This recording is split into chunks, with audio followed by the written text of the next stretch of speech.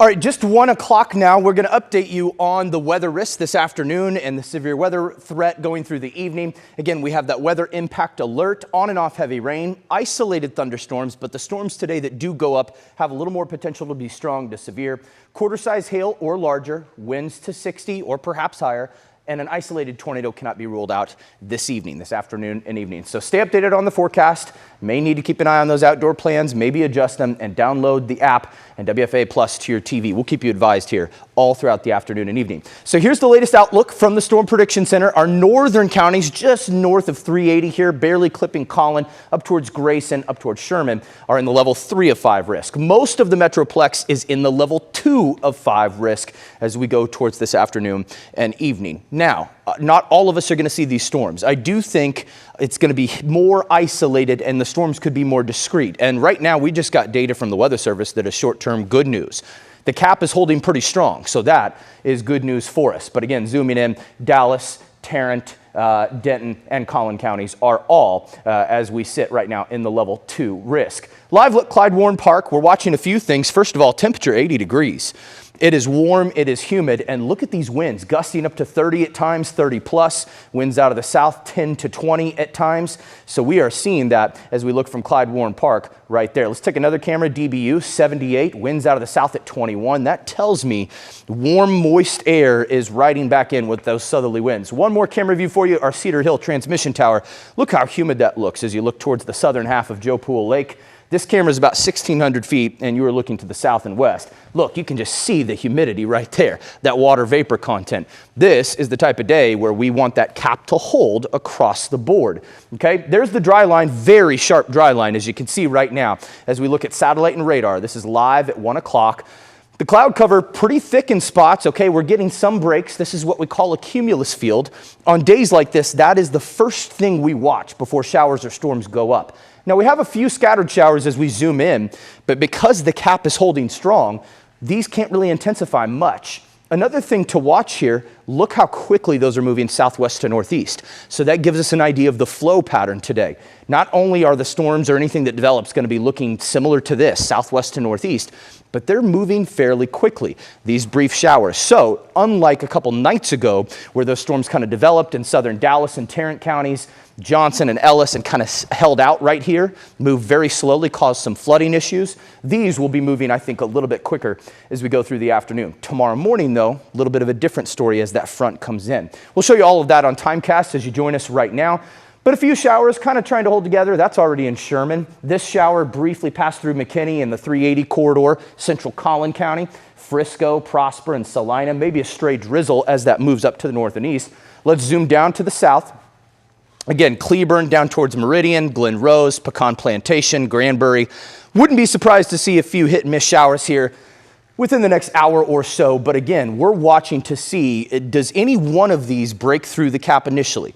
And if it does, what that does, it opens up the surrounding area, okay, to maybe some more proliferation. But we're not seeing any of that because the cap is strong. Now, that dry line is still working with us out to the west. It is slowing down, but that may be a focal point perhaps later this afternoon, right there. Look at that.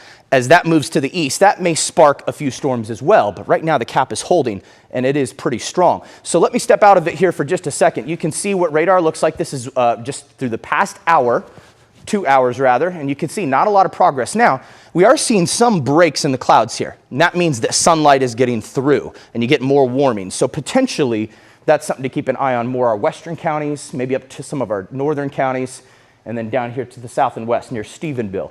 But keeping a close eye on that. Taking the satellite off, okay? Again, there's those showers that move north of Melissa and Anna. This is central up to 75, up towards Sherman, right there, okay, as that exits Collin County. Those are racing off. Few showers, South Lake, up north of Decatur. Look how quickly those are moving. That's going to be the flow pattern that we see most likely today. Zooming down to the south, again, just scattered shower activity down to our south and west. Now up towards Cleburne too, maybe starting to move up towards southwestern parts of Tarrant County there as we go towards the afternoon. Let's run through high resolution models on Timecast here. This is, I think, doing a pretty good job. First of all, the coverage is not going to be widespread, as we talked about. I don't think we'll see as much proliferation of storm activity this afternoon as we saw 2 nights ago.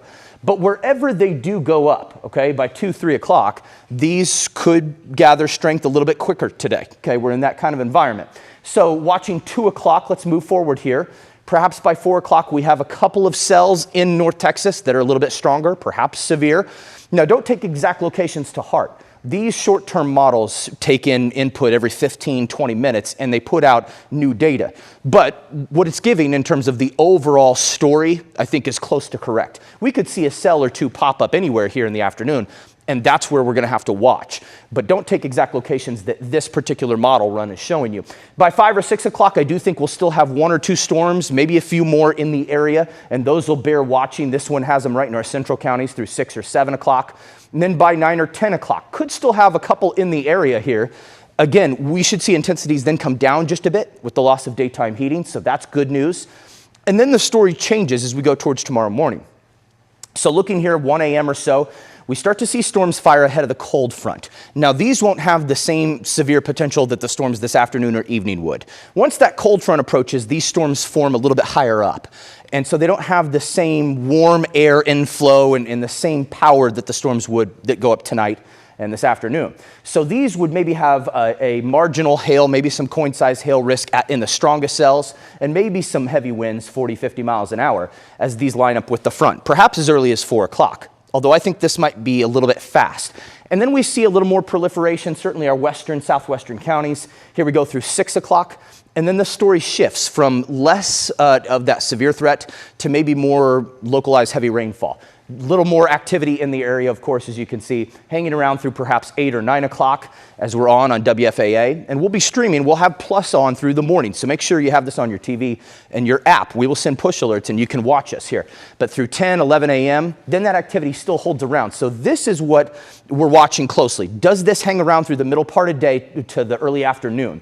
If that does happen, then we might have, I wouldn't be surprised to see a flash flood warning or two, okay? We are in that level 2 risk from the Weather Prediction Center for the potential for flash flooding. So here's the severe outlook for tomorrow morning, okay? Notice how it shifts south and east ahead of the front. The heavier storm potential will shift to the south and east down towards the Gulf Coast.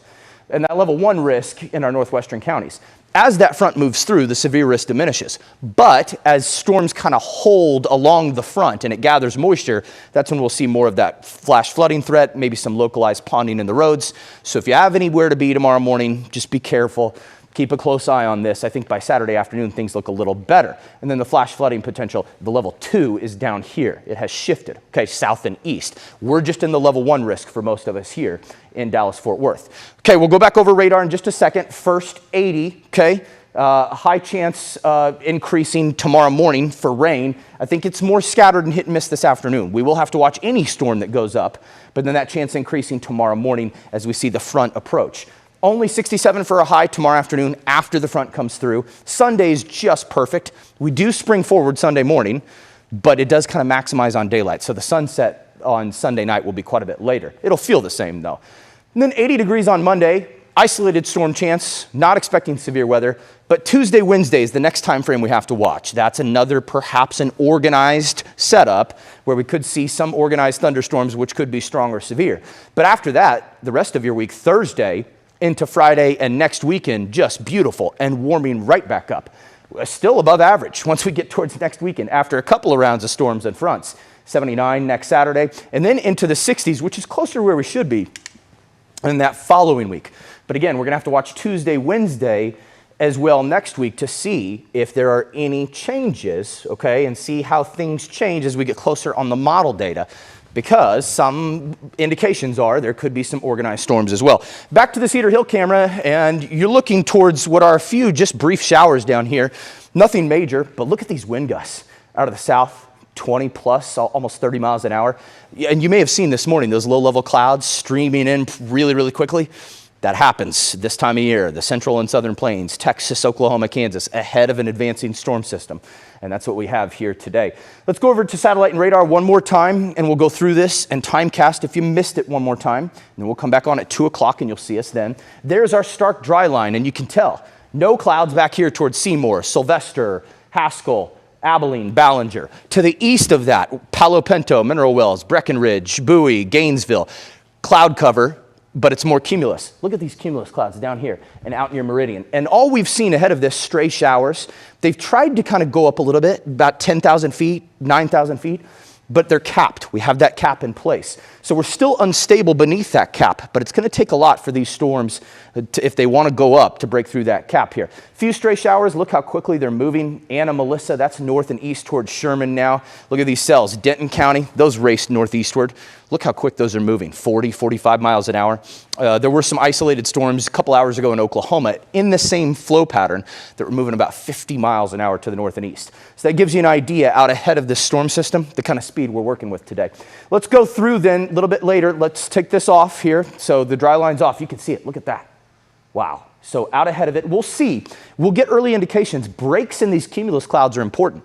That means direct sunlight. And these spots could warm up. But right now, we have nothing breaking through the cap, and thank goodness. We'll keep a close eye to radar. If one cell does break through, that's when the potential to go strong to severe quickly would be present. But nothing on radar. As I take the satellite off here, I have the visibility. I have this turned up, the sensitivity of the radar site. So still not seeing anything breaking through, but that's what we're watching this afternoon. All right, one more look at timecast for you if you've missed it. Starting now, so within 50 minutes here or so, some of the high-res models do have a couple spots breaking through the cap. So if that happens, we'll want to watch whatever spot that is very closely. Don't take, again, exact spots to heart here, but just take the coverage to heart. Not everyone will see storms today, but the ones who do, we have to watch closely. This particular model, the high-resolution rapid refresh, the HER, brings in a couple by 5 or 6 o'clock through our central counties. Now that could change. New data comes in 15, 20 minutes on these models. So we'll be watching that closely. But our closest ally right now is to watch that visible satellite and see where the first cells maybe perhaps start to go up. But then by 9 or 10 o'clock, looks like we have a brief lull. And then that front starts to approach. And when it does, that moisture, that front hits the moisture that's left over, and we get that lower in severe threat. Okay, so that's good news overnight into early tomorrow morning. Don't be surprised if there's some loud storms. Convective storms, but not really not expecting much of a tornado threat, more marginal hail and maybe some marginal winds as that pushes through. But then notice the proliferation as that front kind of hangs out. That's when we have to start to watch for that localized heavy rain, maybe some ponding in the roads, and maybe some flash flood warnings in there. Still not going to make that call yet. We'll watch, but we have that potential as this moves through. And then it hangs around through 1 or 2 o'clock. Now, I think this might be overdoing it in terms of the longevity here. I think perhaps by the middle part of the day, we'll start to see some of this progress south and east. But that's what happens when a front approaches the Gulf Coast. Sometimes it slows down a bit. So there's your severe weather outlook for your Saturday morning. We'll still be in a severe threat, a lower end threat as that front moves south and east. But again, all eyes are on this afternoon to see how these develop. So far, the cap is holding. It is strong. We'll see you again in about 45 minutes.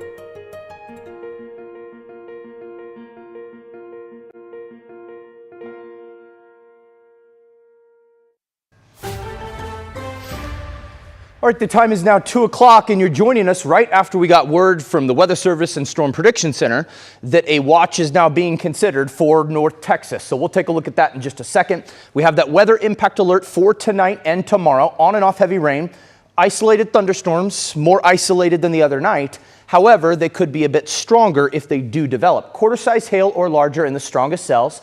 Winds to 60 miles an hour or above in a few stronger cells. An isolated tornado cannot be ruled out through the afternoon, evening tonight. Tomorrow morning, that threat is much lower. Stay updated on the forecast, and we'll keep you posted through all of this. There's the level 3 risk, eclipsing north of 380 up towards Sherman and Denison. Level 2 risk for most of our counties, Fort Worth, Dallas, Denton, and McKinney and Collin County. Let's go right over to our Fort Worth camera. Temperature 78, winds out of the south. We are warm, we are humid. We have that southerly flow. Look at our Cedar Hill camera. Let's step out of it real quick for you. This is looking down towards the southern half of Joe Pool Lake. There's Lake Ridge Drive there. You're looking from about 1,600 feet. So anything that develops to the south and west, which I anticipate here based on the trend we're seeing on radar, maybe in the next hour or so, we'll get a good view right here from this camera. Glad we have that transmission tower camera. Here's the latest. So as you're tuning in right now, you're getting information that you would not get somewhere else. This just came in just a moment ago. A new discussion for this area. It includes the Metroplex, points north up into Oklahoma. This is the area where they might consider a thunderstorm or tornado watch. I think it'll probably be the latter. A 60% chance they issue that watch. We'll see how soon that's going. Here's one of the reasons why. See these cells up here near Gainesville? See how those have started to go up? Intensities have picked up. And I want to check, we have a couple other meteorologists here. I want to check and see how tall those are now. We can see how tall the clouds are on those, what's called echo tops. And we can see if those have kind of started to break through the cap there. They're right off the dry line, so it doesn't surprise me that those have gone up here just after 2 o'clock. It took some heating, some daytime heating in the dry line, and we have some pockets in the clouds here, what we call our cumulus field. So you're seeing the visible satellite with radar on top of it. So we're seeing some breaks in the clouds, and those cells have just gone up. Let's zoom up there. And this one looks a little healthier. Gainesville, those are racing northeast. But the point is, along this line, we're going to see if that back builds down. I think we have some development now starting. I think that is what pronged the Storm Prediction Center and the Weather Service to issue that discussion. Ahead of getting a thunderstorm or tornado watch, you'll usually get a discussion. And so that's what we have now. A couple streamer showers. See, this is where it's trying to build back down. Mineral Wells, down towards Stephenville.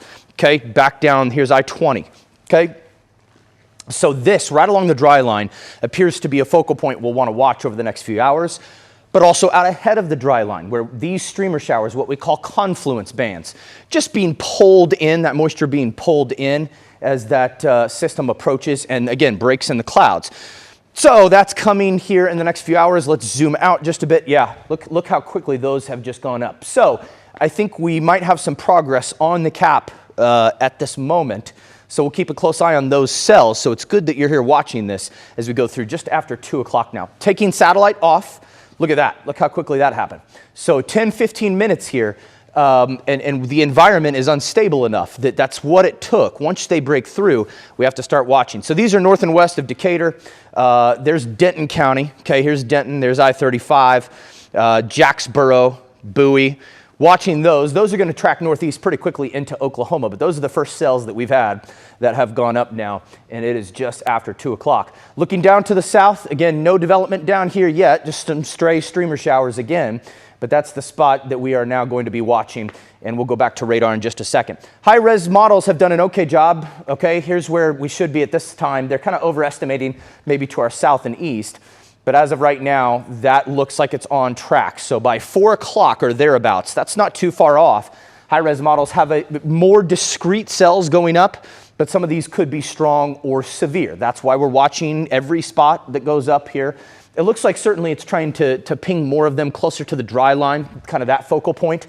But again, as I said, 1 or 2 out ahead of that cannot be ruled out. That's 4 o'clock. Let's move forward to 6. Okay, still keeping some discrete cells out here. Looks like maybe even closer to more activity or more of a cluster off along the dry line by 6 o'clock. Don't take exact locations to heart. Take the coverage to heart here and intensity. I think this model's doing a good job Don't take exact spots though, because that can change. But I do think this is good in terms of feedback from this model as we go towards 8 o'clock. Perhaps our central counties then seeing some activity then. Denton and Collin, maybe a break there, and then storms move up in your direction. But we have to be watching radar all through the afternoon here wherever storms go up. So this is showing 10 o'clock now. So this is a little new trend. Still showing activity along the dry line, but also keeping some cells ongoing 9 or 10 o'clock. That might be overly optimistic. I think we might have a brief lull until the front starts to fire some more storms by 3 or 4 a.m. there. So there's 4 o'clock. And these will be lower in terms of intensity, more of an elevated storm or two, a few storms developing. And so that has more of a severe risk, maybe some marginal coin-size hail in here, some marginal winds. But this is where maybe we start to see some locally heavier rainfall, as that pushes through 5 or 6 or 7 a.m. there. And the coverage is going to be more widespread in the morning, maybe not this widespread, I think this model is a little aggressive there, but then through 11 o'clock, this looks correct. Maybe a few scattered showers or storms remaining through the middle of the day. I think by 3, 4 o'clock, I'm not overly confident of this here, Some of the models are differing here. I think later Saturday, it becomes more a question of how much activity moves south and east. But for tomorrow, we still have another severe risk. It kind of pushes down to the south and east. It's a lower end threat. Once that cold front pushes through in the morning too, I would argue that threat is done. That will push through to the south and east and gradually move down towards the Gulf Coast. So, but again, P to quarter size hail, that's exactly right. 40-mile-an-hour wind gusts in the strongest cells as that front pushes through. So that's your outlook for tomorrow morning. All in all, good rainfall, needed rainfall across the area on top of what we had a couple nights ago. For some spots, you're doing fine. But Collin, Denton counties, not as much. Look at this though, 1/4 inch to half an inch to 1 inch along the 35 corridor, down the 45 corridor, 1 to 2. But very big caveat here, isolated higher amounts, because if 1 or 2 of these cells gets going tonight and sits over 1 or 2 spots, could dump brief heavy rainfall. So again, that's what's in store for you. We're going to go back to radar in just a second. Here's your 14-day forecast. Again, 80, 67. The storm chance is hit or miss tonight. It is more isolated, but where they go up, they could be strong to severe. Tomorrow, then, that coverage increases in the first half of the day. They will be not quite as strong, as they move through. They should not be. And then clearing out then late. We will spring forward. Sunday looks beautiful. Isolated storm chance returns Monday. Not expecting severe weather there, but Tuesday, Wednesday. In that time frame, we're still watching. It is a ways out. Trends are still changing. They're kind of speeding up as of the moment. But at that point right now where we're at for Tuesday, Wednesday, that looks like it could be another organized perhaps storm system, organized, maybe a strong to severe storm threat in there too. But after that, clearing out as we go towards the following week. All right, we're going to go back to radar though, as we've had just some development there. And again, there's that area to watch in North Texas now, what we call a discussion. About a 60% chance that they issue a watch now is what they're showing. And so what I have is radar and satellite overlaid here. So there's radar on top of your visible satellite. There's your dry line. Pretty stark dry line, to the west of it, no cloud cover. And what we're starting to see now is isolated cells going up here, just ahead of the dry line. So buoy, and these, look at how quickly those have gone up there, just in the last 15, 20 minutes. And we're seeing more breaks in the cumulus clouds here. And right ahead of the dry line, that's going to be a focal point as well. But we're starting to watch those as those drift to the north and east. Now let's zoom in a little bit closer. Gainesville down towards Runaway Bay, there's buoy. So those are moving north and east in this flow pattern. Maybe a little thunder in one of those cells as well. We'll zoom in a second. Still nothing down to the south and west, but these stray showers. And again, bands starting to pull up out ahead of this. Let's zoom back out. There you go. So we had a little bit of lightning in this as those are now drifting up towards the Red River. And we're going through just after 2 o'clock now, about 2:09. Zooming in and taking off satellite. There you go. Up north of Decatur. Some lightning. Look at all the lightning in this one all of a sudden. Look at that. Just in the last couple of minutes or so.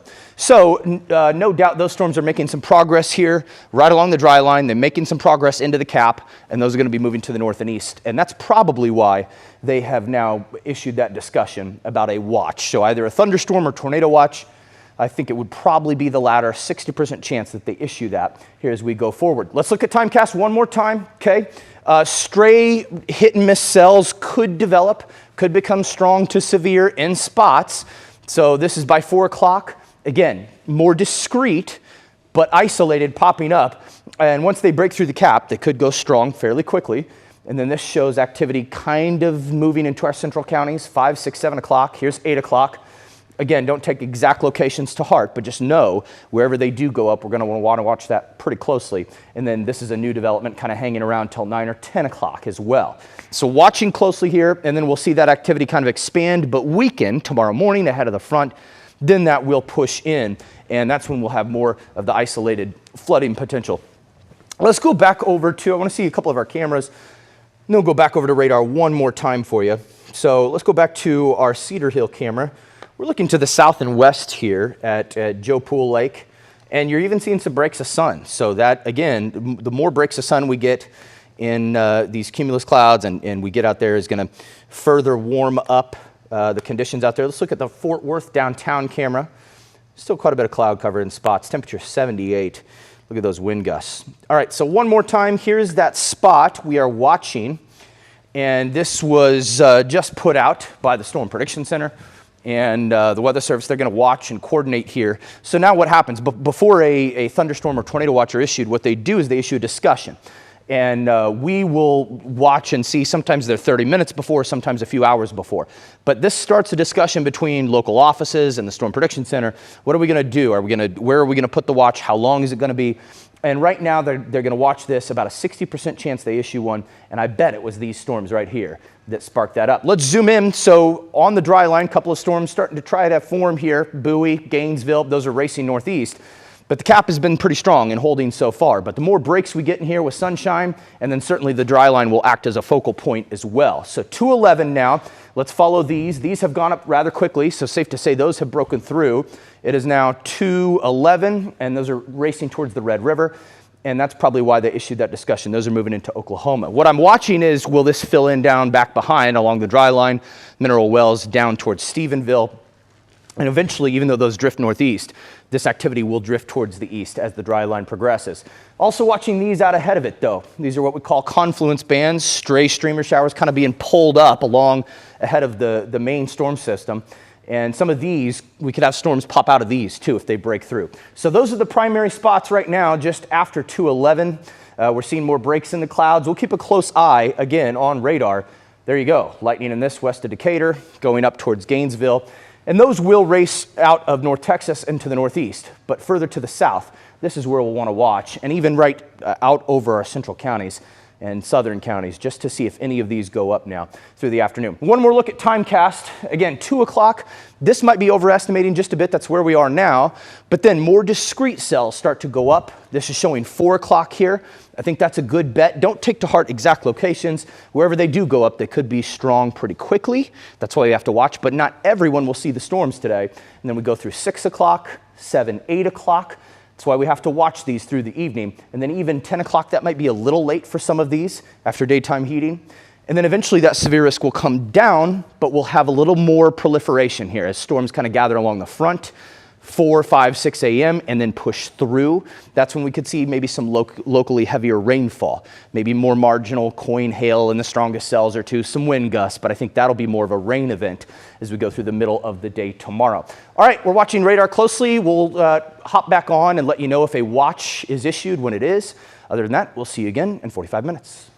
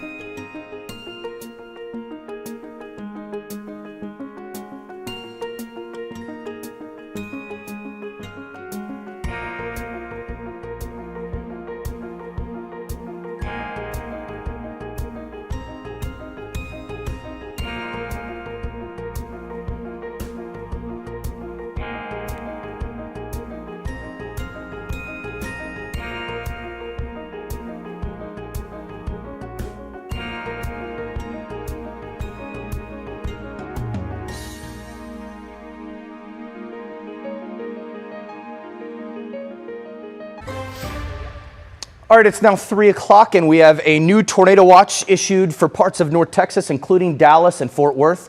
Dallas, Tarrant, Collin, and Denton counties are all in this. This goes until 10 o'clock. So again, we came on about 45 minutes ago. We said they had an area to watch, right? About an hour ago to 45 minutes ago. And they issue that area to watch before they decide on a thunderstorm or tornado watch. They've opted to go with the tornado watch until 10 o'clock.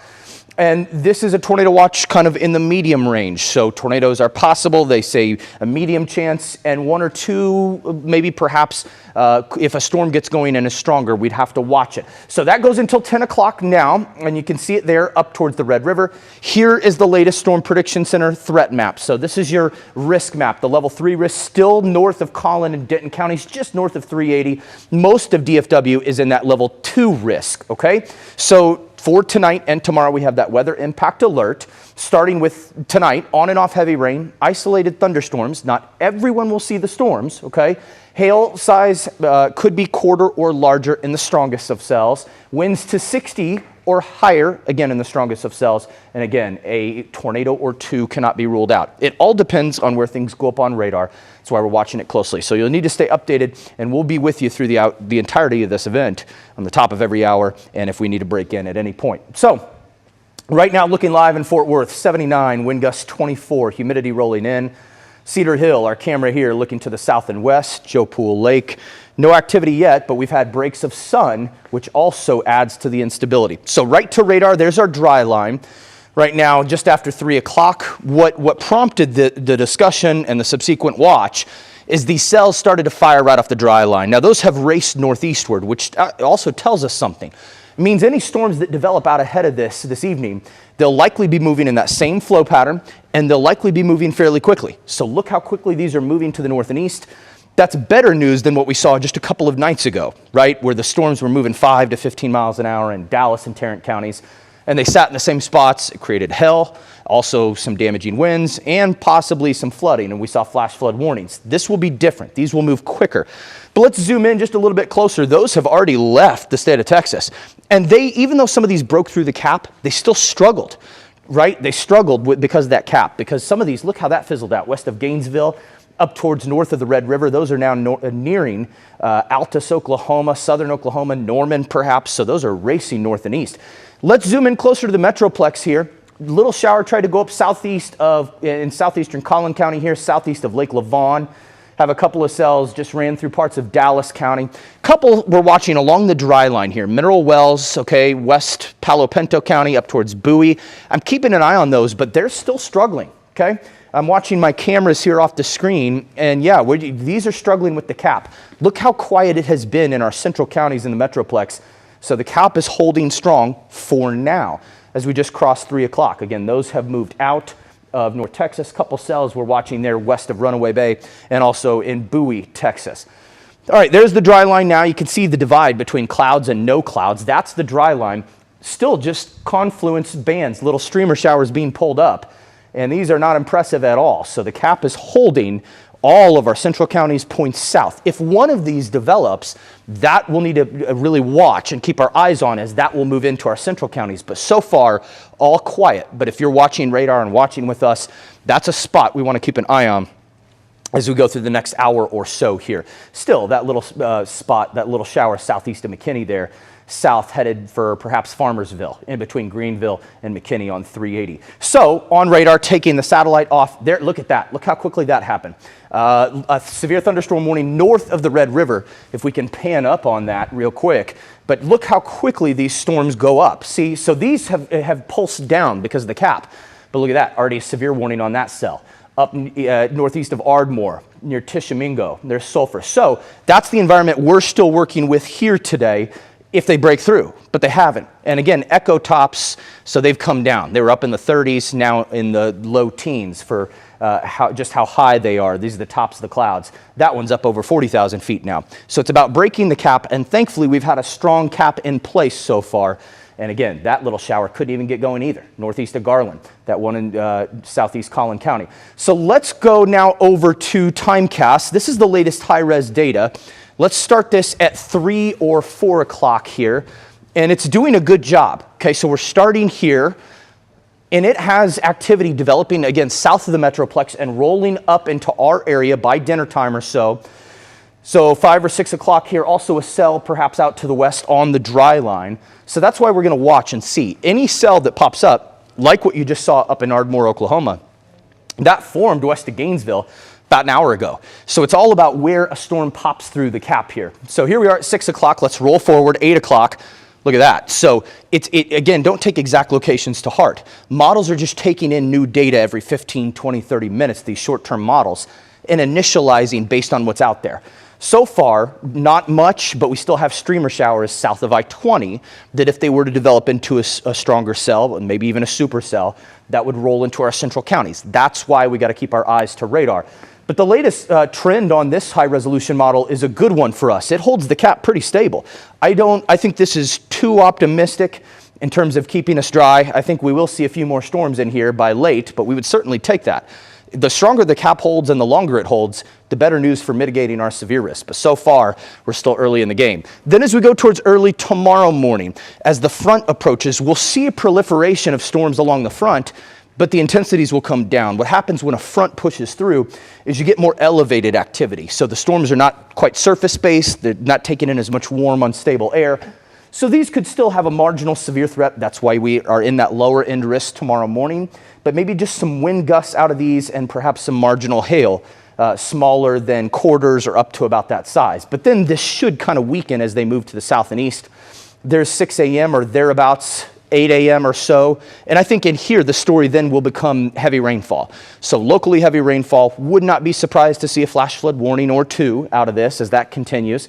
And then that should trend south and east along the 45 corridor down towards Corsicana, Mejia, and Palestine, and then down 45 all the way down to the Gulf Coast. Then things should lighten up for us. Can't rule out a stray storm in the afternoon tomorrow in the heating of the afternoon. But again, these are not going to be as much as a severe threat anywhere close to what we have possible if a storm pops up in the environment we have this afternoon. Now, I think this holds on to it a little too long, 4 or 5 o'clock, but we could still see that activity through tomorrow afternoon. But I think the bulk of it will fall in the first half of the day. So here's tomorrow's outlook, level 1 and level 2 for our central counties. But as the front rolls through, that threat drops immediately. Once the front passes through your region tomorrow morning, that severe threat will be gone. So 8, 9, 10 a.m. through our central counties. I think by midday and early afternoon, that will push to the south and east. All in all, rainfall. This is kind of where we're landing. 1/4 inch to 1/2 inch in our northwestern counties, along 35 and I-20 right in our central counties, 1/2 inch to 1 inch widespread, and then south and east 1 to 2 inches plus. However, isolated higher amounts. Again, storms don't follow the lines that we draw. All it takes is one heavier cell, like that one we saw up in Ardmore, Oklahoma, that left just an hour ago near Gainesville and Bowie. One cell sitting over one spot could drop locally higher amounts, 1, 2, 3 inches of rain. So isolated higher amounts in play, but all in all, beneficial rain, which we do need. We're going to go back to radar in a second. Let me show you the 14-day forecast just so you have it. Isolated chance tonight becomes a little more widespread tomorrow morning. Now, tonight, Cassie and Jesse will have more on that forecast, but we'll see that chance increase tomorrow morning, but the severity or the ceiling of what the storms could do will decrease. And then Sunday just looks beautiful after we spring forward. I mean, looking and feeling like spring. Saw a few baby bluebonnets and spots out there already. Hard to believe that, but this is rainfall that we've needed. And we've been well above average in terms of temps. One more organized chance of storms Tuesday, Wednesday that we'll want to watch. Again, the timing on that is still fluctuating as we're well out from that event, but we're still going to watch that as we get a little bit closer. Let's go right back to radar one more time. Again, dry line approaching, but kind of slowing as it does from the west. And here we are just after 3:09. And again, these storms, one popped up through the cap now up near Ardmore, is severe warned, so that didn't take long. But our cap is still holding enough that these are struggling, these cells. So that is short-term good news, absolutely, out there. Look how those fizzled out west of Gainesville. The one cell that moved and jogged over the Red River is now already severe warned. So if we have one break through, that's why our eyes will be watching radar, and we'll be watching very closely, and we'll keep posting on social media as well. We'll be on Plus as well. but that's why we watch. Any one of these that pops up, that's how quickly they can intensify on a day like today. Again, look at those. They're having a really hard time fighting that cap, and those are near the dry line right there. But up near Ardmore, that's where that one already got that warning just a little while ago. There's the dry line, okay, seeing a shower pop up near Brownwood. I'm still watching our southern counties, not seeing much progress there. So that is good news. Now, eventually, we're starting to see that cloud cover erode along and east of I-20, east of I-45 here. You're seeing more sunlight reaching down. So that will be more unstable air, and eventually I think that cap will erode, but so far it's holding strong. And again, there's that one severe warning east of Ardmore. That was a cell that moved directly from Bowie. A lot of lightning there too. These southwest of that have fallen apart. Good news there. And the cloud tops have come down. So across the Metroplex, had that one shower, southeastern Collin County. That has fizzled out, watching that move north. Not a problem there. A couple of stray showers as well, but that's why we keep an eye down to the south. And as of right now, I am not seeing anything. So that is short-term good news that we're still seeing. One more timecast for you, okay? As we go through 4 o'clock, it's initializing pretty well. It has storms developing to our south in the next 3 hours here and lifting to the north. So we have to watch our southern central counties very closely. Also along the dry line. Any 1 or 2 cells that pops up could last for quite a while and could produce all hazards, including a tornado or 2. That's why the tornado watch has been issued. 7 o'clock, it shows activity along the dry line, mainly north and west, kind of fizzling out for the Metroplex. I wouldn't count on that. I think we could get a few storms in here, but we're watching closely. So far, the cap has held. All right, and then tomorrow morning, a lower end severe threat as activity pushes through ahead of the front. Isolated flooding going to be in play with the heavier cells. We'll keep a close eye to radar. Coming up at 4 o'clock, Cassie will have an update on the air. We'll have more updates on Plus as needed.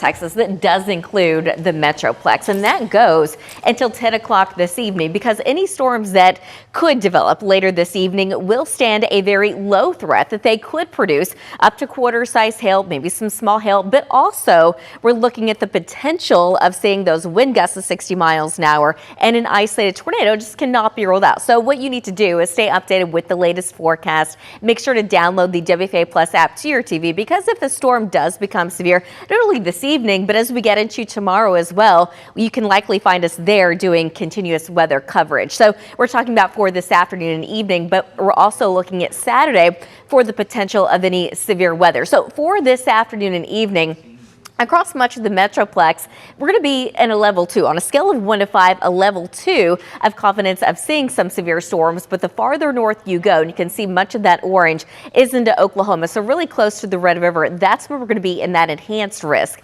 of seeing severe storms. And now let's shift gears to Saturday morning. Saturday morning through about midday is when we do expect to see another round of rain and storms that could potentially become more low and severe. Now, the Metroplex and areas to the south and east, we're going to be in that slight risk of seeing some severe weather, but we're talking P2, quarter-size hail, 40-mile-an-hour wind gust, maybe some isolated higher gusts, but that's it. I think the severe threat does look a little bit lower as we get into tomorrow morning. Right now, it's fairly quiet. We got the clouds around. It's certainly warm.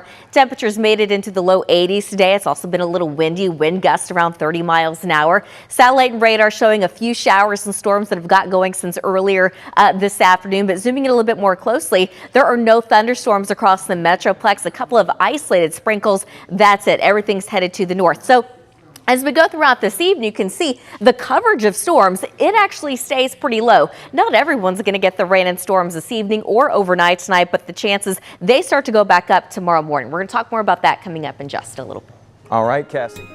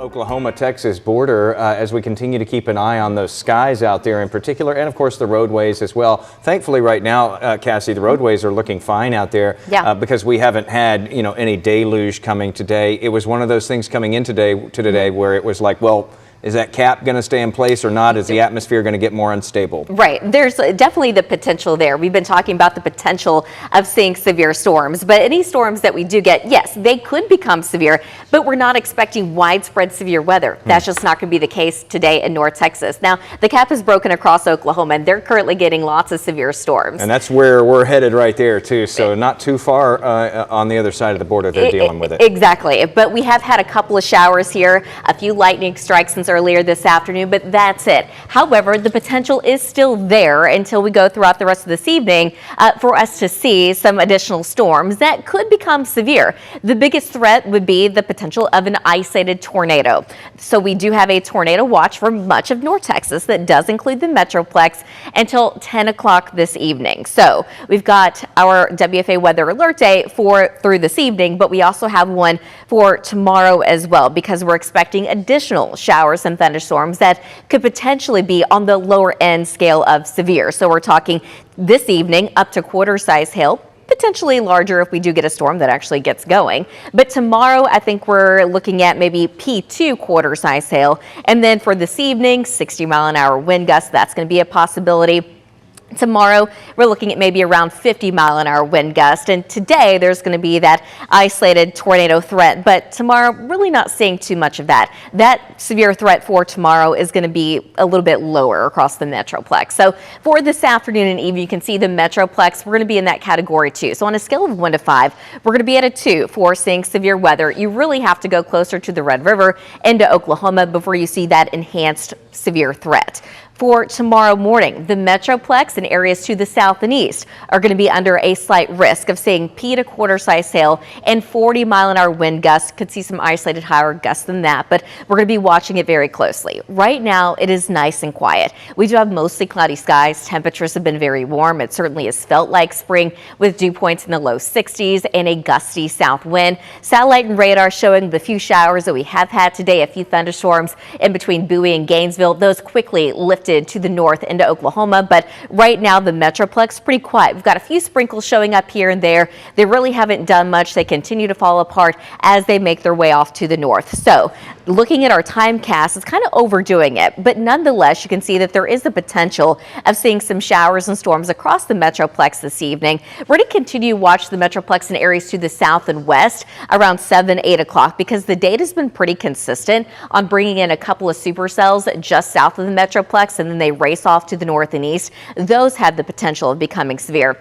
At 10 o'clock, we still have a couple of isolated thunderstorms. At about midnight, there could be some storms a little bit closer to the Red River, but now we're looking at 3 o'clock tomorrow morning, and we start to get a line of rain and storms out to the west. The coverage starts to pick up, and the intensity starts to pick up by about 5 o'clock tomorrow morning, still way north and west of the Metroplex. Now, this does include areas around Decatur, but you can see about 7 o'clock in the morning when people usually get going. That is when we are expecting more widespread showers and thunderstorms, low and severe across the Metroplex. Now later in the afternoon, the coverage is going to be lower and the intensity is going to be lower, but we still have the chance of seeing some rain and storms throughout the afternoon into early evening. But it looks like Sunday morning we're going to be dry, and then Sunday afternoon we're going to have some clouds build back in, but it does look dry right now on Sunday. However, on Monday we have another chance of seeing some showers and storms, and then we're going to be watching Tuesday. Now Tuesday morning looks nice and quiet, but by the time we get into late Tuesday afternoon, Tuesday evening,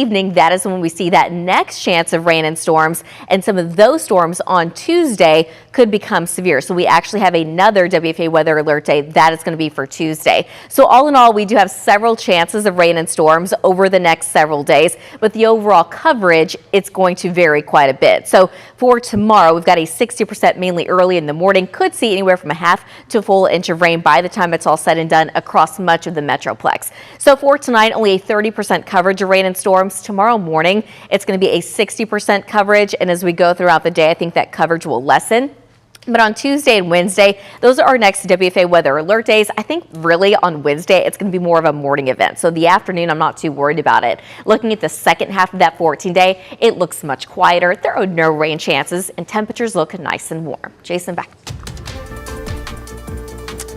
All right.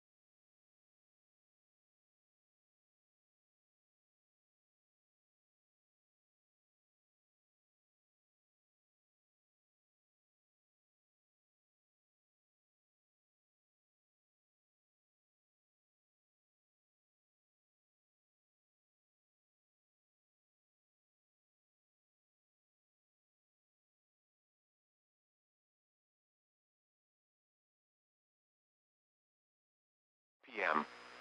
DFW Airport, partly sunny, 82, dew point 62, relative humidity 50%, wind south at 20, gusting to 28, pressure 29.78 inches and falling.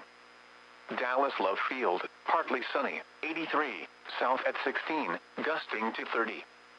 Fort Worth Meacham, cloudy, 79, south at 23, gusting to 37. Arlington, cloudy, 82, south at 17, gusting to 33. McKinney, cloudy, 80, south at 18, gusting to 25. Denton, cloudy, 80, south at 20. Elsewhere around the region, Wichita Falls, partly sunny, 83, south at 29, gusting to 39. Abilene, mostly sunny, 85, south at 18, gusting to 25. Waco, cloudy, 82, south at 15. Tyler, mostly sunny, 84, south at 17, gusting to 29. Once again at 4 p.m., DFW Airport, partly sunny, 82, south at 20, gusting to 28. Now let's check on your local forecast for the Dallas-Fort Worth Metroplex.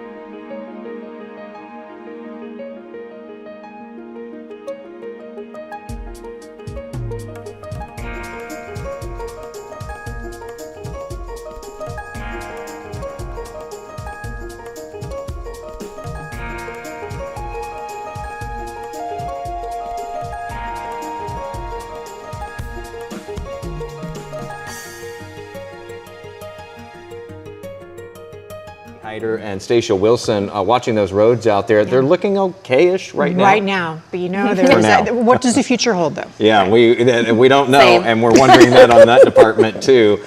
Keeping track of that weather that's coming in, the fallout from the storms we've already seen this week as well. Flooding has been an issue all over Texas too. Check out this video from East Texas.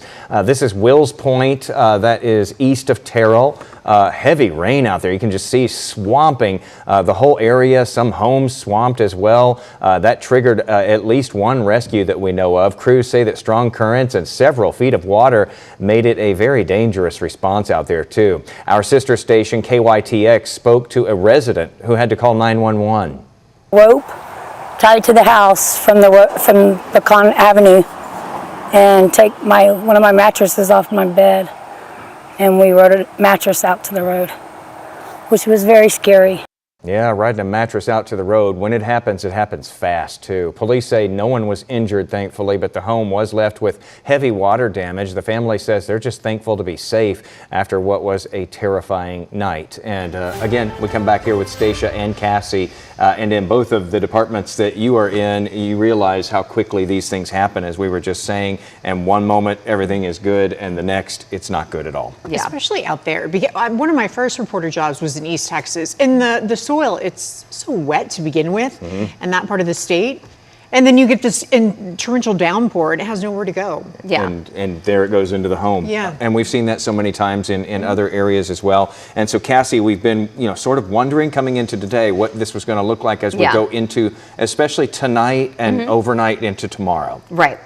So for this evening, right now, it's starting to look a little bit more isolated. So we are talking about the potential of seeing severe storms, but the coverage is going to be significantly lower, I think, than what we had just a couple of days ago. Okay. But tomorrow morning, that could change. Okay, so even though it's more isolated, we could still see that really bad stuff tonight. Yes, if the storm can get going, it will have the potential of becoming severe, and we are looking at that low tornado threat with that as well. Okay.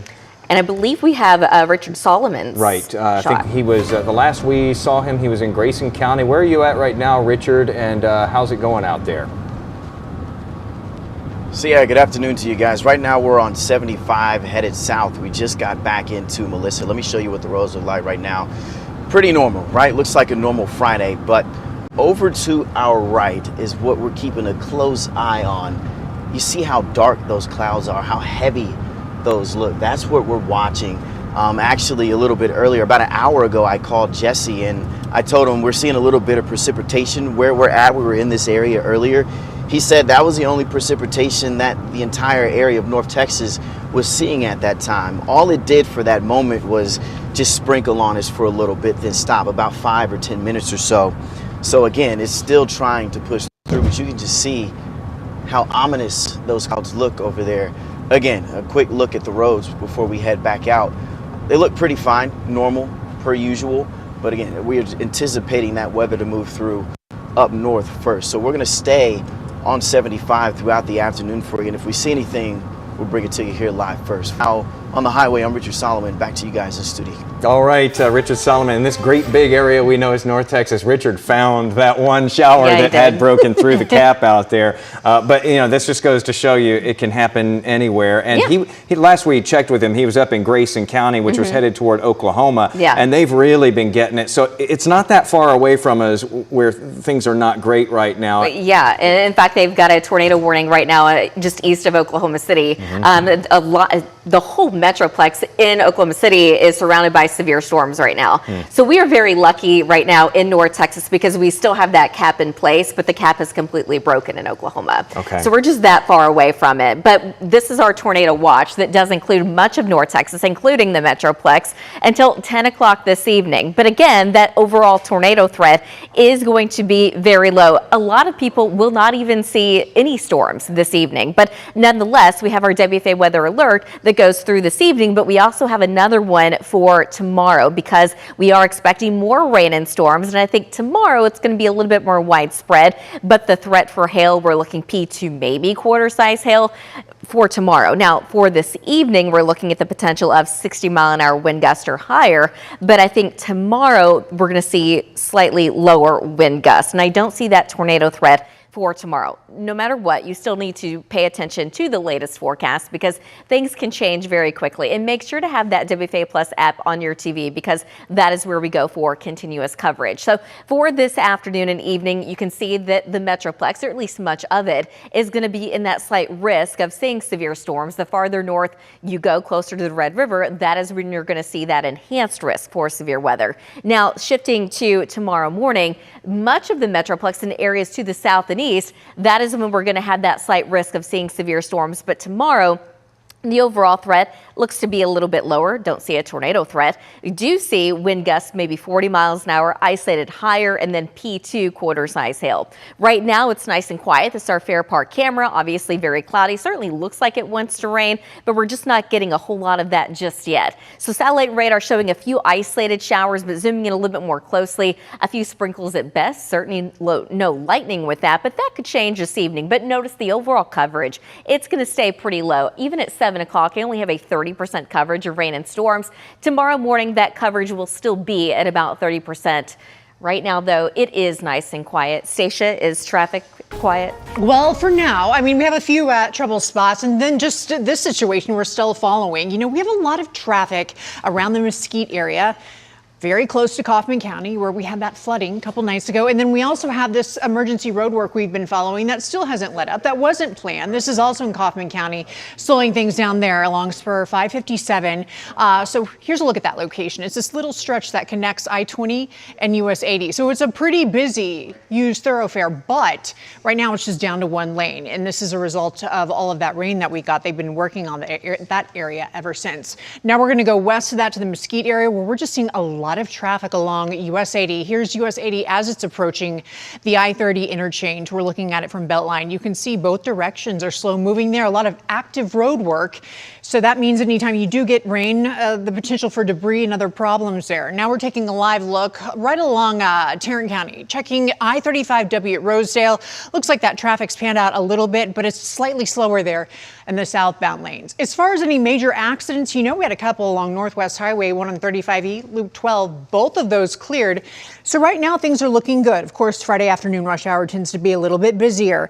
If you do run into some weather tonight and you are out on the road, remember to watch for any type of rising water that can rise quickly. That can happen more frequently in construction zones when you do have those barriers up there and more possible debris. Of course, reduced visibility is a concern and increase that following distance. Jason?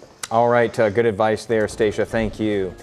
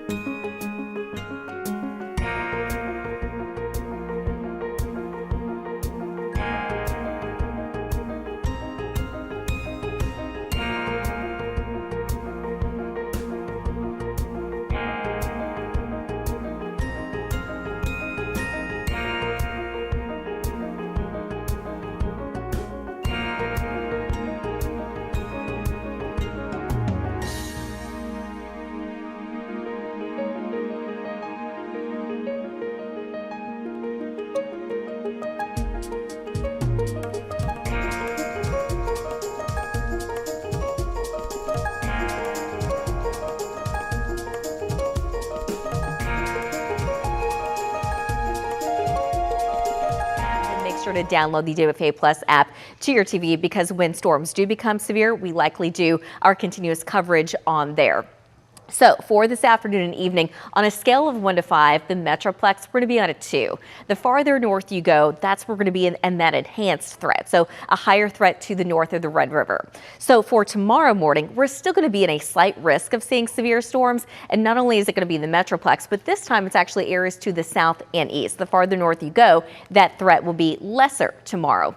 Right now, it certainly looks like it wants to rain. It's overcast. It's a little muggy. Dew points are in the 60s. It's breezy, and temperatures are in the low 80s. Looking at satellite and radar, we have had a few thunderstorms to our north and west earlier this afternoon, but right now all we've got is just a few showers. So overall it's pretty quiet, and a lot of these showers, they're so isolated and they go up and then they start to weaken as they lift to the north and east, and they're actually kind of racing off to the north and east. So looking at our timecast at 6 o'clock, it's really just showing a few showers and isolated thunderstorms. At about 8 o'clock, the data's been pretty consistent of trying to get a couple of thunderstorms south and west of the Metroplex to get going, and then it races through the Metroplex. We still have some storms around by 10 o'clock, but notice certainly not everyone. I think they remain pretty isolated. Overnight tonight, the bigger threat of seeing any storms is going to be a little bit closer to the Red River and off to the east. But about 3 o'clock in the morning, now we've got the line of rain and storms forming out to the west. As we go through the morning, now we're looking at 5 o'clock, the intensity and the coverage starts to increase a little bit more,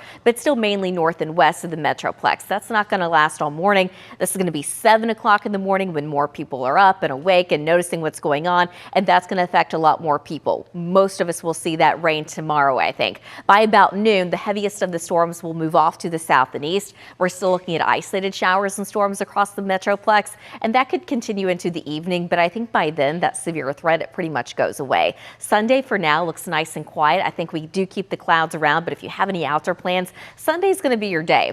On Monday, we have a chance of seeing a few showers and storms. Right now, that coverage looks to be pretty low, and then Tuesday morning, we wake up, it's cloudy, it's quiet, but later Tuesday afternoon and evening, we start to see some storms develop out to the west, and they make their way across the Metroplex. It looks like late Tuesday evening and to Tuesday night, and that could carry on into Wednesday morning, which is why we have both Tuesday and Wednesday as our next WFA weather alert days. But the rest of Wednesday afternoon and evening looks dry, and actually it looks pretty sunny and nice.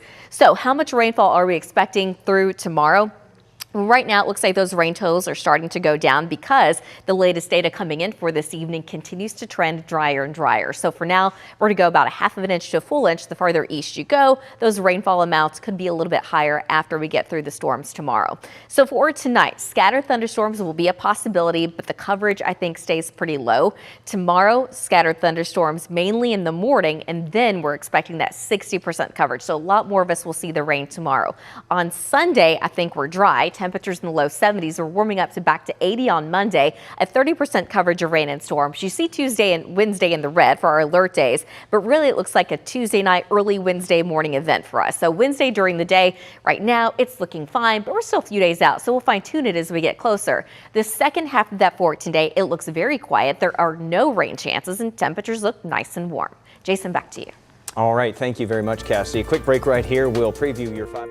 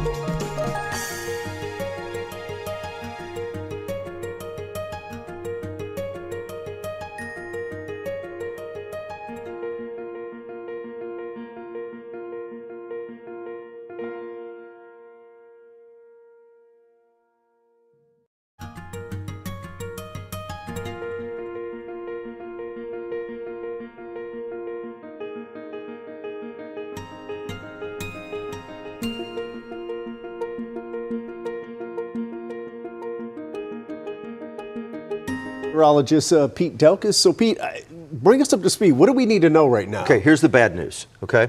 The bad news is the entire Metroplex and locations north up into Oklahoma are under tornado watch right now until 10 o'clock tonight, okay?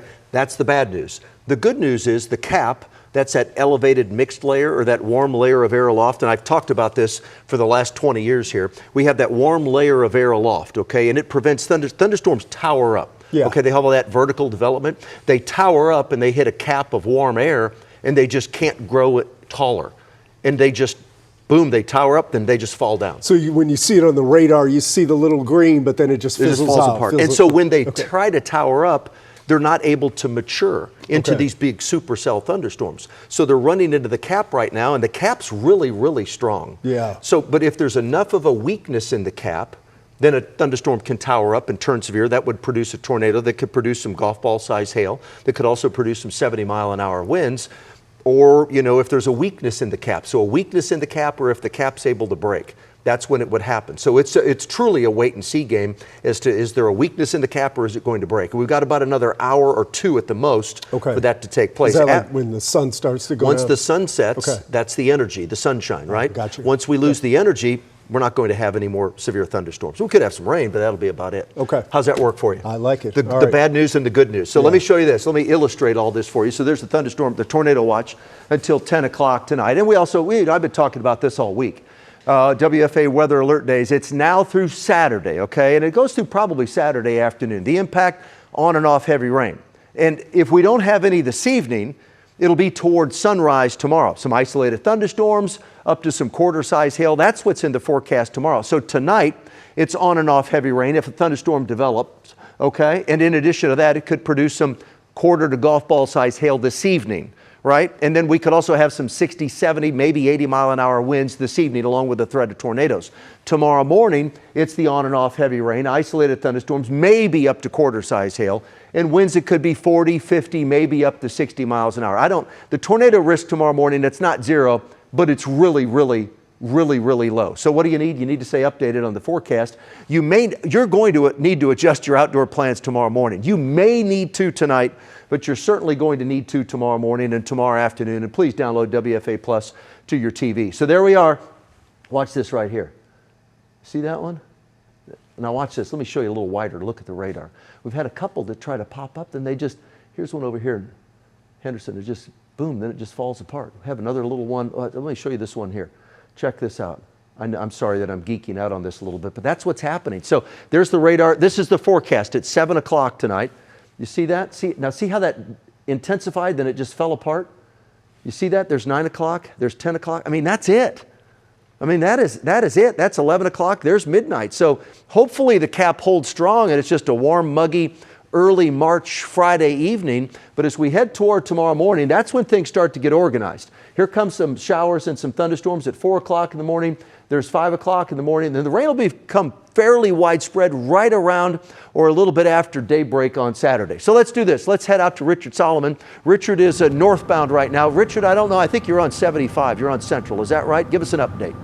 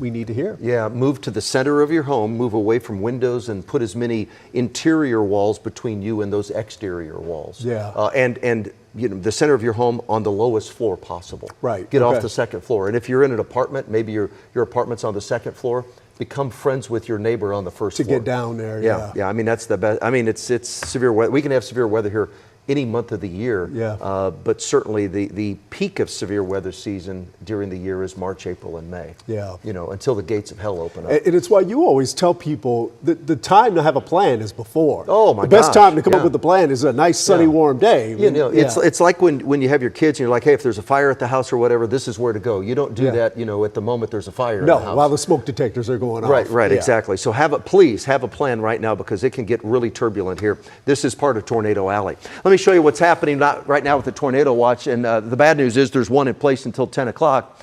But I'll tell you what, the way the data is looking right now, I wouldn't be surprised if this is canceled early. Okay, it's in place right now until 10 o'clock, but we have that warm layer of air aloft, that cap, that elevated mix layer. You know, because the atmosphere, what it does is the higher up you go, the colder it gets. So it cools in height. But when it cools in height, then boom, all of a sudden hits some warm air. And you might ask, where does that warm air come from? Well, it blows in from the high plateaus of Mexico, and it's deposited right here across North Texas. You're like, well, I'm from the Midwest, or I'm from the Northern Plains, wherever.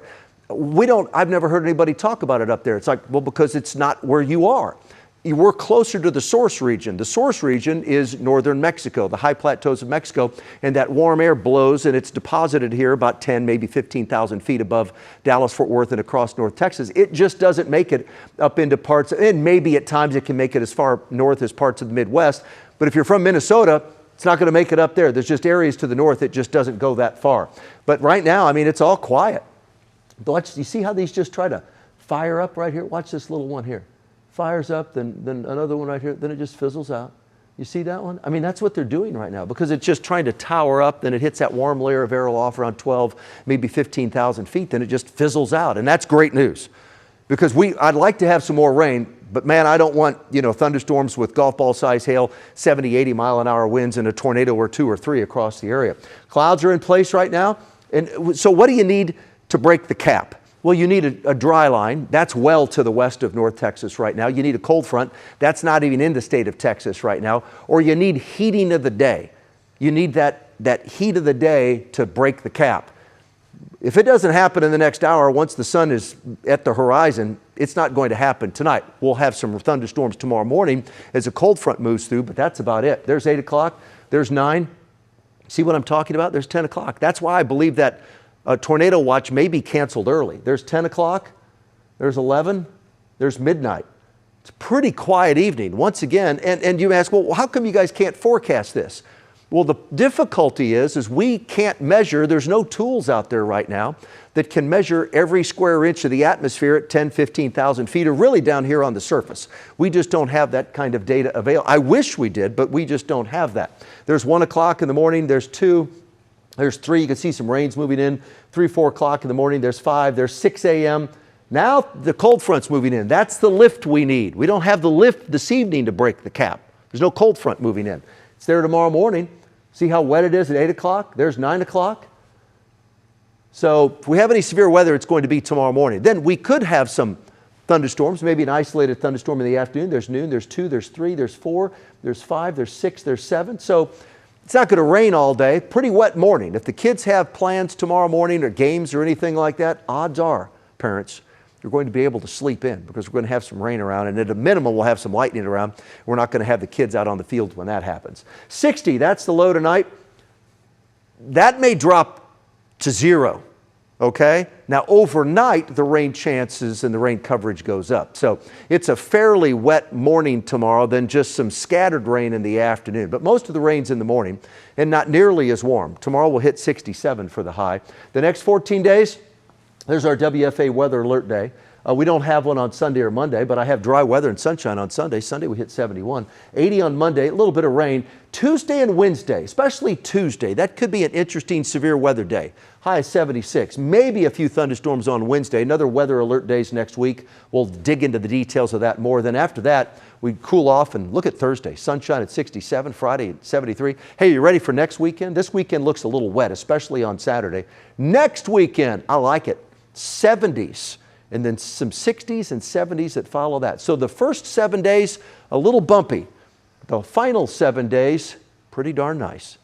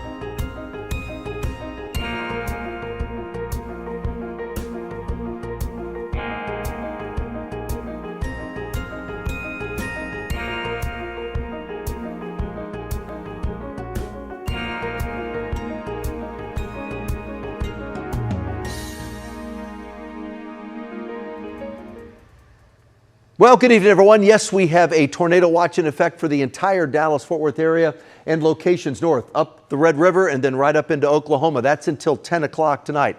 That's the bad news. I'll give you the good news in just a moment. We also have a WFA weather alert day. I've been talking about this all week. It's tonight, right through the day tomorrow. Now, the impact tonight could be the potential. We have that potential for tornadoes. We also have the potential for quarter up to golf ball size hail. And we even have the potential for 60 to 70, maybe winds stronger than that. Tomorrow, it's on, and some on and off heavy rain tonight, if a thunderstorm is able to develop. On and off heavy rain tomorrow, isolated thunderstorms, especially in the morning. The hail tomorrow, I'm not really concerned about severe weather tomorrow. Pea-size hail, without a doubt, it's a possibility. Maybe some nickel-size hail, and winds tomorrow 40 to 50 miles an hour. The low tornado risk, that's mainly this evening. I can't rule it out tomorrow. The threat's not zero, but it's pretty close to zero. So what do you need? You need to stay updated on the forecast. You may need to adjust your outdoor plans this evening. You're going to need to adjust you plan on adjusting those plans tomorrow morning because it looks pretty wet tomorrow morning, and you need to download WFA Plus to your TV. It is all quiet here right now. A couple little spotty showers. They try to tower up and the cap just tamps them down. That's the Metroplex as we look across North Texas. One little thunderstorm out here that's now in Young County. It's not severe, but finally that's the first lightning strike we've seen all day. That's quite a ways away from the Dallas-Fort Worth area. There's 8 o'clock tonight. Look at that. The cap holds strong at 8, 9, and the watch may be issued, may be canceled. So the bad news is there's a tornado watch until 10 o'clock tonight. The good news is it may be canceled in the next hour or so because the cap is winning out with these thunderstorms. There's 11 o'clock. There's midnight tonight. All quiet, okay? Maybe a spotty shower over the next couple of hours, but if the cap is able to break, if there's a weakness in it, then thunderstorms will tower up and turn severe very quickly. 3 o'clock in the morning, here comes the rain. There's 4 a.m., 5 a.m., 6 a.m., there's 7 a.m. It's going to be a wet Saturday morning. Mom, Dad, if you wanted to have, the kids were going to have an event tomorrow morning outside, probably get to sleep in. I'll have your weekend thunderstorm timeline all coming up. Meantime, the evening rush is well underway and the rain could make driving dangerous in some areas. Yeah, Richard Solomon's watching the road conditions in Collin County. How's it looking right now? Yeah, Cynthia, Chris, the only rain that we saw earlier today was around 3:30, and that lasted for 5 minutes or so. Right now, we're in Melissa. We are not too far from the Buc-ee's over here, if you're familiar with this area. This is 75 South. And look at the clouds. I mean, look at the roads. It's just a normal Friday evening at this point. Now, you'll see the clouds are kind of dark. We've been watching this all evening long. We've actually been all the way up to Van Alstyne, came all the way down. And this is mainly what we've seen so far. But I can tell you over to our right, the sun is starting to peek through a little bit. You can see that horizon out there. Now that cap that Pete was talking about has held up all day for the most part. And this is a good sign, but it's better safe to be sorry. So we're gonna stay out here and man the roads. I know Stacia Wilson is watching traffic for us. Stacia, how are the roads looking right now on your end of things? All right, thanks, Richard. Well, they're still dry, so obviously that's helpful, but we're also dealing with the Friday evening rush hour. We have a major accident. This is in the southern portion of Dallas, right along I-35E. You can see those northbound lanes right there at Loop 12 are down to 1 lane. Let's go ahead and take a look at this backup. It is growing quickly. It's this stretch of red here on your map. Again, I-35E, the exact intersection. We're looking at it from our Loop 12 camera. It's right there at Ann Arbor. So just be aware of that because, again, that congestion is growing rapidly. Also, just taking a look over in the Kaufman County area, we've been dealing with this the last couple of days. You do have emergency road work going on along Spur 557 eastbound at US 80, still down to 1 lane along this stretch after those storms move through Wednesday night into Thursday morning. Another area I want to point out to you just to the west of this location, also along US 80, you can see traffic very heavy right here at Collins. We're watching a backup, no major problems there. Just again, if you were heading east, so this is in the Mesquite area along US 80, right there at Collins, it starts to really slow down and that backup lasts for a good mile or two. So those are the areas to watch out for right now. Tarrant County moving right along. Guys? Well, Station, now's the time to download our free streaming app. If you haven't already, you'll get the latest forecast and access to live radar anytime on WFAA+. Our team of meteorologists will be giving you live updates all evening, and the app is free to download to your TV. Dallas Wings guard.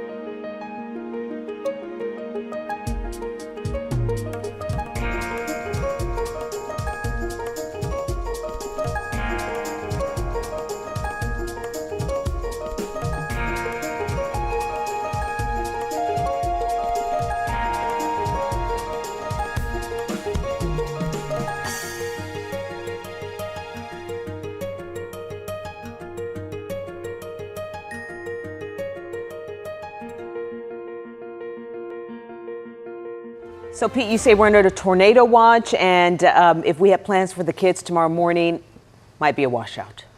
Well, I mean, it depends on what your plans are. We have a tornado watch tonight. It may be canceled here shortly. Okay. That's the bad news, the good news. Tomorrow morning, the bad news is you know, your kids may have games, but I think the good news is if you want to sleep in tomorrow, you're probably going to be in luck. Yeah. I don't think it's going to be a washout, but I think it's going to be pretty wet tomorrow morning. Okay. Okay, and but then it's just kind of scattered rain tomorrow afternoon. So you need to have Plan B for tomorrow morning, and even have a Plan B during the afternoon tomorrow. But the severe weather potential is really this evening. So let me start with that. There's the tornado watch. It's the entire Metroplex. It goes up to the Red River and then north up into Oklahoma. But here's the story. Why did they issue it, and why will it be canceled?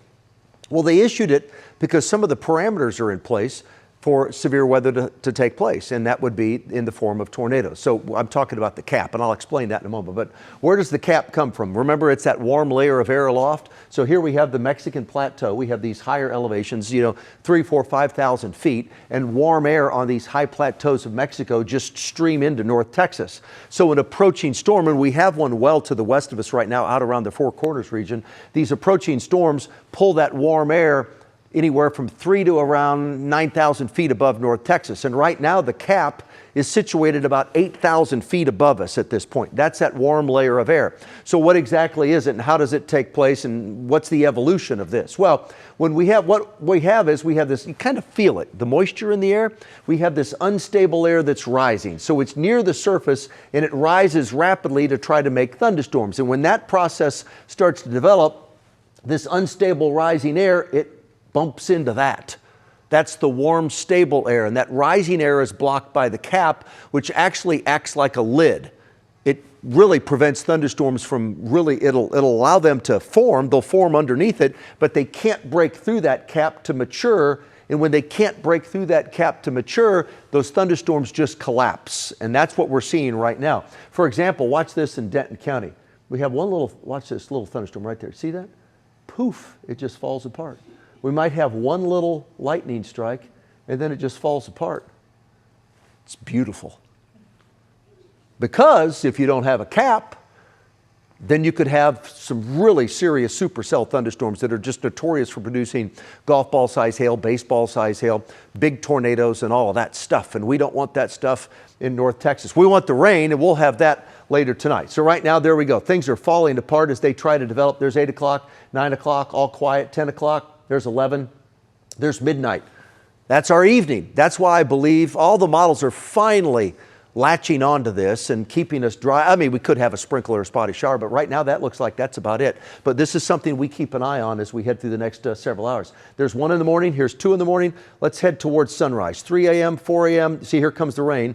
6 a.m. So what do you need to break the cap? Well, you got to have a spark, and the spark is a dry line. Right now that's out well to the west of us, out near Abilene. You have to have a cold front. Cold front's not around right now. It's well to the north of the state of Texas. But by tomorrow morning at 6 in the morning, the cold front will be here. That'll provide enough lift. The cap will go away.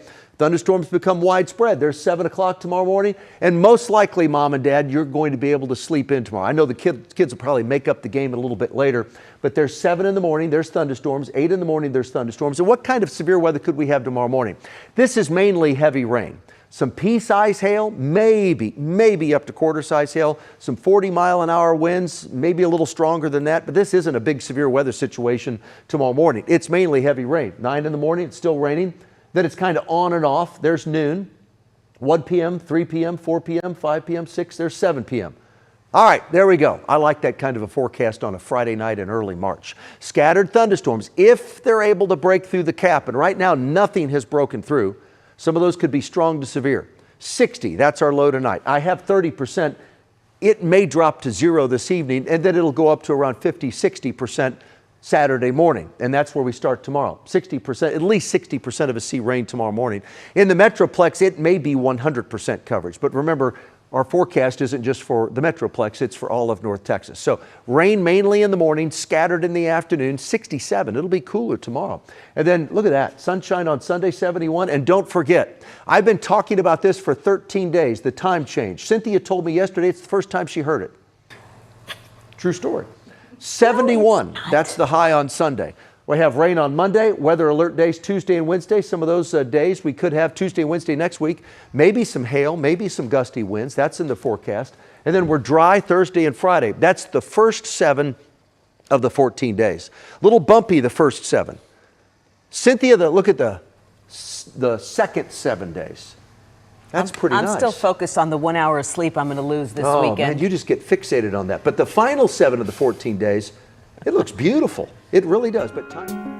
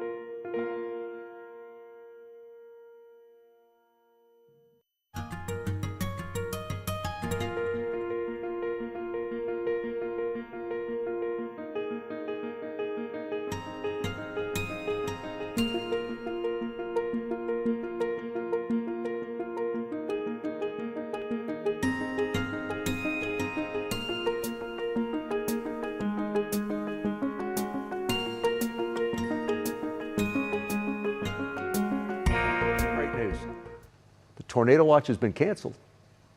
The tornado watch has been canceled. So, no worries about anything other than a spotty shower this evening. I mean, this literally just came in. So the tornado watch has now been canceled, okay? Fantastic news. Now let's talk about tomorrow morning, because there's a WFA weather alert day in effect for tomorrow morning. And that would be some on and off heavy rain. If the kids have plans tomorrow morning, or mom and dad, you have plans tomorrow morning, or grandma and grandpa, you have plans, you better come up with plan B, unless it was inside, because outside it's going to be wet. Isolated thunderstorms, P, maybe up to quarter-size hail tomorrow morning. Winds of 40, maybe up to 50 miles an hour. Could be close to 60. That's going to be really isolated. The tornado risk tomorrow is not zero, okay? But it's really, really close to that. So what do you need? You need to stay updated on the forecast. You're going to need to adjust your outdoor plans tomorrow morning. And then please download WFA Plus to your TV. Right now, cap's in place. I talked about that about 6:17, what a cap is. That's that warm layer of air aloft that shuts down thunderstorms, and it's shut them down tonight. It certainly has. Look at this. You can see, watch, they just try to fire up, then they fizzle out. There's the forecast. There's 8. Here's 9. It's all quiet here. Midnight, okay? We have some thunderstorms that start to move in after midnight, but I mean, it takes a while before it arrives in the Metroplex. There's 4 in the morning, 5 in the morning, 6 in the morning, 7 in the morning. It's going to be wet tomorrow morning. I'll have the thunderstorm timeline, the full weekend forecast, and my 14-day outlook. It's all coming up. Right now, here's Stacia Wilson. Stacia has the latest on traffic. Stacia, give us an update. Stacia at the station, right? So that's right. You don't have to worry about wet roadways, obviously, right now. We do have a little bit of traffic out there. Good news is our accident we were watching along 35E, close to Loop 12, that cleared. Traffic's still a little bit heavier, though, in the southbound lanes. The traffic accident was on the northbound side. Oh, we're zooming in. Let's go ahead and see what they're zooming into. You do have a lot of traffic right along I-35E. This is I-35E and the southbound lane of Inwood there. That southbound side, you can see traffic is heavier. Now we're flipping around. We're checking out the other side. So it's heavy all the way into downtown Dallas. This is pretty typical on a Friday night. Let's check out that map. And just for the most part, you know, little spotty areas of red. We've seen it look worse at 6:30 on a Friday. We are watching a lot of heavy traffic right around the Mesquite area. So basically along US 80, once you hit 635, you're traveling east almost all the way to the Dallas-Kaufman County line. Heavy traffic there. No major problems. It's just really, really slow. So keep that in mind if you are getting ready to travel through there. Central Expressway, not looking too bad, both northbound and southbound, just north of downtown Dallas, moving along. All right, back to you. Thank you, Stacia. Right now is a good time to download our free WFAA Plus streaming app if you haven't already. Our team of meteorologists will be giving regular updates throughout the night. Plus, it's free to download to your TV. It is an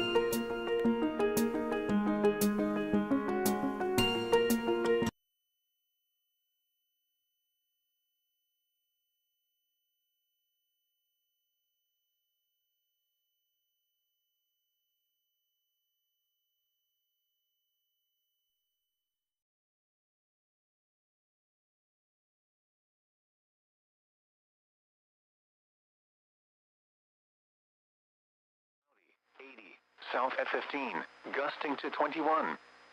Elsewhere around the region, Wichita Falls, clear. Abilene, clear.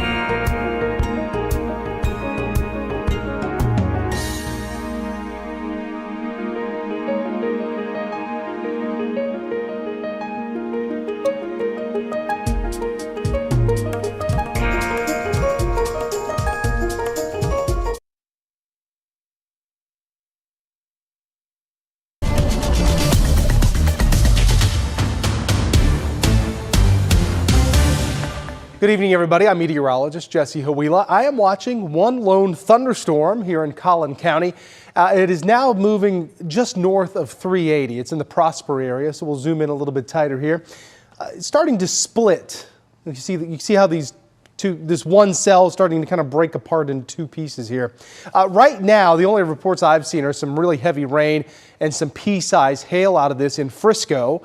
So that is not severe. To have a severe thunderstorm warned thunderstorm, you have to have quarter-size hail or larger. So I'm watching it very carefully. But in the meantime, just a very small area of some heavy rain, some thunder, some lightning, and a good amount of pea-sized hail, too, rolling through Collin County at this hour. Again, the core of this thunderstorm now on the northwest side of McKinney, right along US 380, up toward Melissa and Salina, moving into the Anna area as well. And there it is again.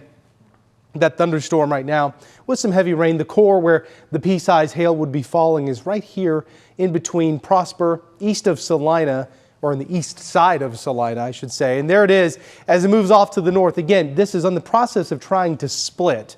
Okay, so we've kind of encompassed this whole area in this track as it moves off to the north, and it's moving fast. It's moving at 40 miles an hour. So this will be in Anna at 8:35, that's 4 more minutes. Van Alstyne, 8:41. Gunner, 8:46. Howe at 8:50. It'll be in Dorchester at 8:54. Whitewright, 8:58. Tribune, 9 o'clock. Sherman, 9:05. And then it'll be across the Red River at about 9:15. So about 45 more minutes. That thunderstorm will be in North Texas. And a wide view shows you that's it. Maybe a little thunderstorm right there on the Red River there in Fannin County, and that's really all we have here. The cap stayed in place. Obviously, we're seeing a little breach in that cap there in Collin County right now, but by and large, the coverage is obviously very low. We don't really have anything except for that one right there and that one right there. Northern Collin and northern Fannin counties. As we go through the rest of tonight, again, we'll watch those couple of cells. Those will move into Oklahoma, and that's really it. And as we get to the overnight, a cold front will be approaching. Then the coverage starts to go up. So this is 3 o'clock in the morning on Saturday. We'll have widespread rain, some thunderstorms along this cold front. There will be at least some risk for some gusty winds or some pea to quarter size hail with these thunderstorms. This is 6 o'clock in the morning. Now, this is not a tornado risk as these thunderstorms move in. This is a cold front, so it's going to push things along. And it's pushing it along fast enough that the isolated flash flooding risk has even gone down. Now, there will still be heavy rain early Saturday. You're looking at 6 o'clock in the morning. If you have early Saturday morning plans, there's 7, there's 8, the leading edge of that from Hillsboro to Waxahachie up to Terrell and Sulphur Springs. So very heavy rain right there on the leading edge. Behind this, still some showers, maybe a rumble of thunder, but the severe risk will start going down as we get into the late morning. There's 9 o'clock in the morning. Again, scattered rain, clouds will stick around, showers. Even into the early afternoon, there could be some lingering rain across the North Texas. There's 6 p.m. Not much after that. So the risk of severe weather with that, as that cold front pushes in, is on the lower side, but there could be some pea to quarter size hail in the strongest part of the thunderstorms and 40+ mile/per-hour winds. It's a level 2 slight risk for the Dallas-Fort Worth area, level 1 for Denton, though, and you go farther to the north and the risk goes down even further. That's Saturday morning for the severe risk. Then by Saturday night, clouds will start to clear out even a little bit. We'll have actually a really nice day on Sunday. We'll get to keep partly sunny skies in the morning, a fair amount of sunshine in the day. If you go south of I-20, it's a little bit cloudier on Sunday, but most of the day actually very pleasant, even temperature-wise, looks pretty good. So the coverage early in the morning on Saturday, 30% northwest of the Metroplex, 60% for the Dallas-Fort Worth area, a little bit higher to the southeast, 0% on Sunday, Monday 30%, Tuesday 50%, Wednesday 30%. These days will be another chance for maybe a couple of strong to severe thunderstorms, so we will have to see exactly the timing of that. We do have WFAA weather alerts in effect for Tuesday and Wednesday for that reason. Just looking here off to the side, and if you see me keep looking to the side here on our live stream that we're doing right now, I'm reading some data. The Collin County storm has weakened over the last couple of scans, so that's good news. Now, there still could be some pea-sized hail, and I'm going to revisit radar here in just a moment, but the idea that we would start to see anything go severe with that thunderstorm right now, that chance has gone down. Now, again, still watching it. Nonetheless, we'll keep an eye on that. 79 dBU right now. The high today was 82. Very warm morning too for this time of the year. 68 degrees. That's warmer than our normal high. 66 is our normal high. It's 79 right now at DFW. Mountain Cedar, that's high still. Elm and ash are moderate and fungus is low. Tonight, thunderstorms towards sunrise, some heavy rain, some hail and wind with those thunderstorms. I showed you that timeline as we get closer to daybreak. That rain chance starts to go up. Tomorrow's a cooler day, 67. That's it compared to the low 80s we've had for quite some time. We'll have thunderstorms mainly in the morning. Not as warm tomorrow, 71. That'll be your high on Sunday. That actually looks like a really nice day. There are WFAA weather alert days again for Tuesday and Wednesday with highs back into the 70s. Showers and storms are expected. Some of those could be strong to severe. Again, right now, we'll have at least that chance. Right now, we'll have at least that chance for some damaging wind gusts or some quarter-size hail. We will fine-tune the timing as we get closer. I've said this time and time again as we've gone through this unsettled weather pattern that we're kind of in the middle of right now.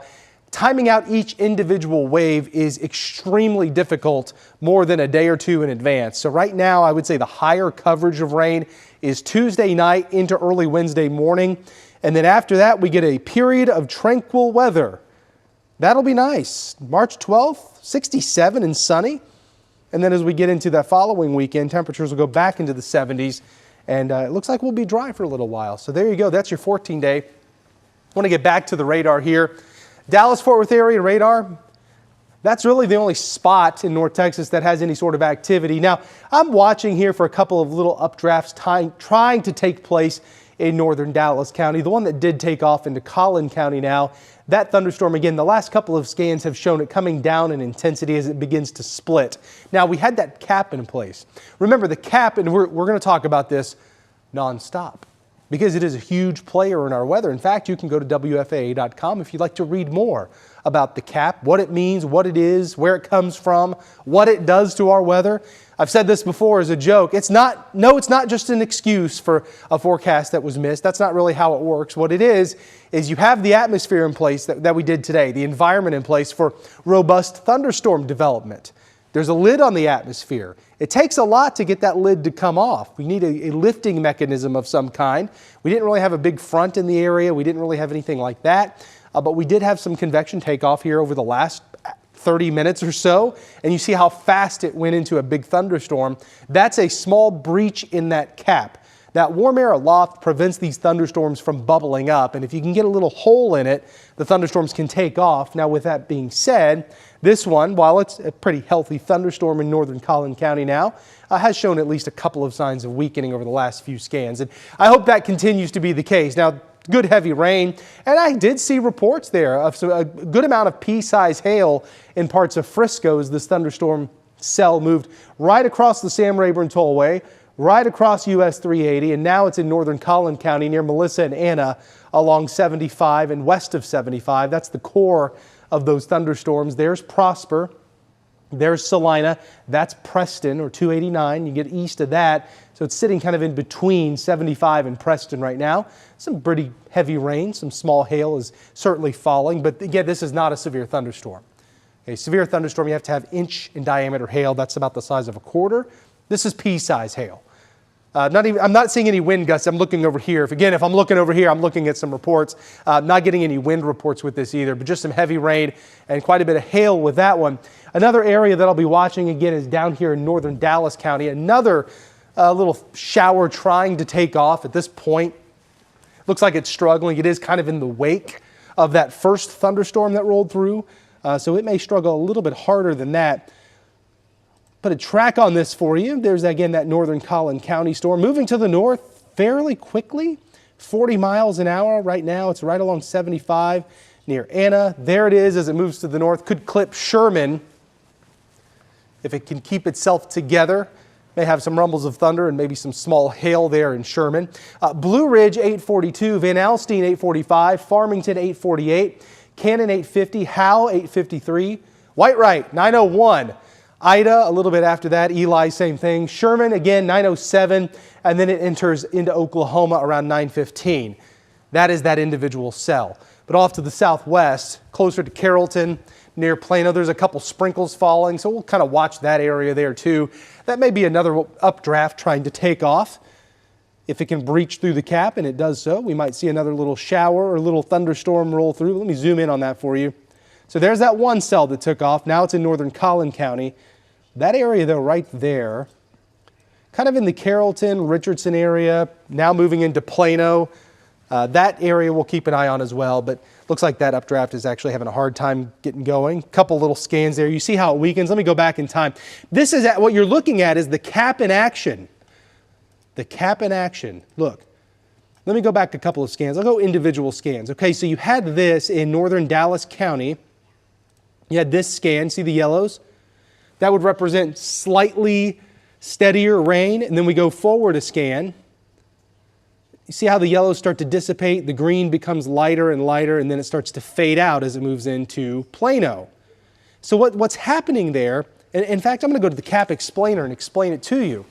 What's happening there, we have a cap, and I want to talk about what that's doing. And you kind of saw that in action there with that northern Dallas shower that was trying to take off and trying to become a thunderstorm. That is literally the cap doing the work that it has been doing all day. So the cap is an area of warm air aloft, and it originates from the Mexican plateau, the higher elevations of Mexico.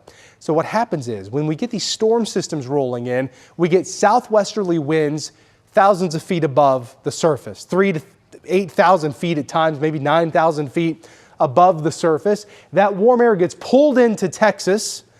The southern plains, the central plains, this is kind of unique to this part of the country. And what that warm air does, as you try to get, like, let's use that northern Dallas County storm as an example, or that northern Dallas County shower is really what it is. What's happening is you have a lot of unstable air at the surface. We have that, and it's trying to rise rapidly and form thunderstorms. It's trying really, really hard, but you get higher up. Now remember, warm air rises, okay? So you have that warm rising air, and then all of a sudden, it hits a layer of air that's warmer than it is. And so if the air above it is warmer, it's not going to rise anymore. It's going to start falling back down. It's going to sink back down. So that rising air is blocked by the cap. So it acts like a lid, and it keeps those thunderstorms from struggling to form. Now, sometimes you get these little holes in the cap that these thunderstorms and these updrafts can take advantage of. And that's what we're seeing right now in northern Collin County, where we have that thunderstorm that took off, dropped some pea-sized hail in Frisco. And now it's bringing some heavy rain and some thunder, some lightning, some small hail in northern Collin County between Salina and Melissa. So right here, again, that's going to be east of Preston, west of 75. We have that heavy rain, the thunder, the lightning there, some small hail as well. Closer look at that right there. So again, the one, it kind of split in half there. We're going to keep going for just a little bit. We'll just go for just a little bit longer. But that thunderstorm kind of split in half there. And now the thunderstorm still producing perhaps some pea-sized hail, some very heavy rain, some thunder, some lightning. And that, again, is not severe. We have to have pea-sized hail. You have to have quarter size, so that's 1 inch in diameter. That 1 inch in diameter hail is where you could start seeing some damage. So with that, that's why you have that severe threshold there. Again, 1 inch in diameter, that is where the threshold is for severe hail. We're not seeing that. We're seeing pea-sized hail at this moment. Let me zoom in or zoom out a little bit more so I can give you the latest track. This is moving very quickly, so the track, let me redraw it for you. It's moving at 40 miles an hour. There it goes into parts of Grayson, maybe the western section of Fannin County. I'll try to get in there too. Here's the latest. So the northern split of this thunderstorm has weakened dramatically, but the southern, and this can happen often, when you get that split, that left mover, or now this one is the southern cell, could produce some larger hail, so I'll keep a very close eye on that. But there's the track. Anna, 844. Westminster, 848. Van Alstyne, 850. Cannon, 854. Howe, 858. Dorchester, 9 o'clock. Whitewright, 904. Sherman, 912. And again, the expectation is around 9:15, the core of this thunderstorm will be in Oklahoma. So that is our one thunderstorm that we have here in North Texas at this time. The one that was in northern Fannin County is now in Oklahoma. A wide view shows you that's it. Remember those attempts? Southern Collin County, northern Dallas County. That again being kind of quashed by the cap right now. So if you look at the wide view of radar here, we don't have a lot going on other than that one singular cell in northern Collin County. So as we take a look again through the timeline, I do have more widespread rain moving into the area by tomorrow morning. Overnight tonight is fairly quiet. You get out into the big country, you get in far western sections of North Texas. By about 3, 4 o'clock in the morning, the cold front gets close enough to start sparking rain and thunderstorms. Now by that time, what happens is, we'll get into the meteorology, we have the time.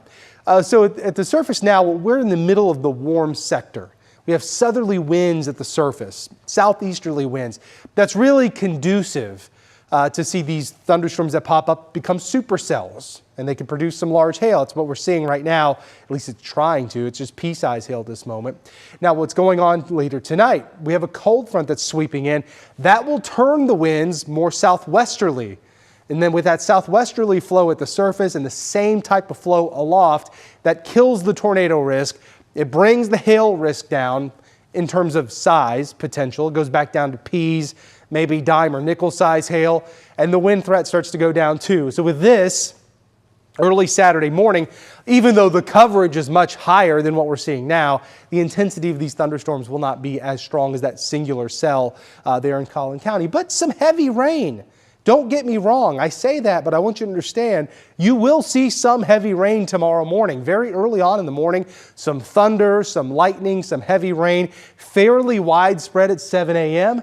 And then by 8 o'clock in the morning, the leading edge of this is southeast of Dallas. Then as we go through daybreak at 9 o'clock in the morning, rain, some thunderstorms, that will continue. The overall trend as we get later in the morning is to see lower coverage, lesser intensity of the thunderstorms. That's noon. Some scattered showers throughout the afternoon, nothing of serious consequence, but there will still be mostly cloudy skies, a hit and miss drop of rain or two as you get into your afternoon and evening plans. It's the weekend, enjoy it. We'll have that scattered rain around as we get into the afternoon and evening, but the coverage will just continue to drop as we go later into the day. The risk for a strong to severe thunderstorm, it's a level 2 slight risk for Dallas and Tarrant County, for Collin County as well. Then as you get into the northwestern sections of North Texas, that's a level 1 marginal risk that's in place for Gainesville down to Albany, Graham. Again, the risk here would be pea to quarter size hail, maybe some 40 to 50 mile per hour wind gusts. That's really kind of the extent of it. We don't have a tornado risk in place here in North Texas for Saturday morning. Let me take you through the rest of the weekend. As we get into Saturday night, skies will begin to clear out. Then as we start Sunday, we'll have partly to mostly cloudy skies starting the day Sunday, but Sunday looks like a dry day. We'll have a little bit of sunshine. We'll have some clouds around, but guess what? It's not going to be that warm. Temperature, well, I should say relative to this time of the year, we've been so warm, but highs on Saturday will be in the 60s. Sunday will be the low 70s and upper 60s. That's much closer to normal for this time of the year. So rain chance Monday, 30%, Tuesday, 50%, Wednesday, 30%. And so you'll see more chances for thunderstorms next week as the coverage gets a little bit higher for the early part of next week. We'll have WFAA weather alert days again on Tuesday and Wednesday. That'll be our next best chance after Saturday morning for maybe some severe weather. DBU right now, again, for this time of the year, that's pretty warm. 82 the temperature right now. That was the high today, rather, 79. Right now, south winds or southeast winds at 15 miles an hour. Let me go back to the top here and give you another look at radar. Give you an update on what's going on. We'll do the John Madden look and start drawing on the radar so you know exactly what I'm watching here. So again, the Dallas-Fort Worth area, most of it's dry.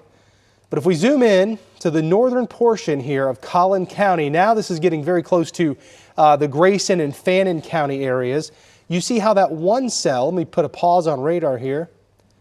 See how that one northern split cell starting to weaken even further. There's the latest scan showing an even further weakening of the southern cell. Again, neither of these cells are severe. However, there is some heavy rain in it, and we do have some pea-sized hail falling in northern parts of Collin County. This would be in the Weston area near Anna. This is moving up toward Van Alstyne. So if you live in Weston, Anna, Van Alstyne, right along 75 or 5, you could see some small hail move your way. And this may make it to Whitewright as well.